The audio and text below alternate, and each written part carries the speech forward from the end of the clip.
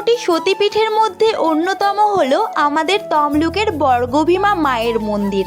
আর সেই মন্দির এখন ভাঙা হচ্ছে, তবে ভয় নেই, এই ভাঙা আদতে গড়ারই নামান্তর।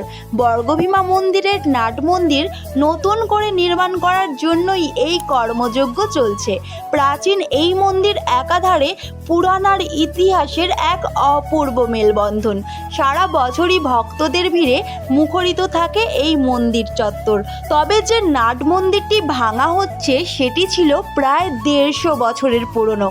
চুন সুরকির সেই প্রাচীন নির্মাণ গত ৩ দশকে ক্রমশ জীর্ণ হয়ে পড়েছিল। বর্ষার দিনে ছাদের ফাটল দিয়ে জল চুইয়ে পড়ত, ইটের গাঁথনিও হয়ে এসেছিল দুর্বল। তাই ভক্ত থেকে মন্দির কর্তৃপক্ষ সবারই দীর্ঘদিনের ইচ্ছে ছিল নতুন করে এই নাট মন্দিরটি তৈরি করার। সেই পরিকল্পনা মেনেই এখন চলছে পুনর্নির্মাণের কাজ। পুরনো কাঠামো সরিয়ে সেই জায়গাতেই গড়ে উঠবে আধুনিক ও মজবুত নতুন নাট মন্দির।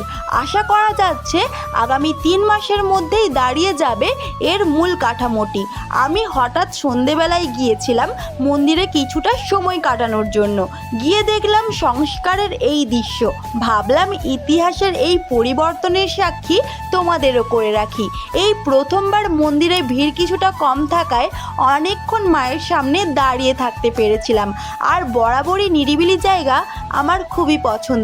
আর সেই জায়গাটা যদি মন্দির হয় তাহলে তো আর কোনো কথাই নেই। শান্ত মনে মায়ের কাছে একটাই প্রার্থনা জানালাম, মা, ভুলকে ভুল আর ঠিককে ঠিক বলার ক্ষমতাটুকু আমায় দিও। আর যা আমার নয় তা হাসি মুখে ভুলে যাওয়ার শক্তি দিও। সংস্কার শেষে মা আবার নতুন সাজে আমাদের দেখা দেবেন। ততক্ষণ সবার হৃদয়ে চলুক মায়ের নাম। সবাই একসাথে বলো, জয় বর্গভীমা মায়ের জয়। তো চলো আজকের মতো আমি আসি, দেখা হবে অন্য কোনো ভিডিওতে। সবাই ভালো থেকো, সুস্থ থেকো।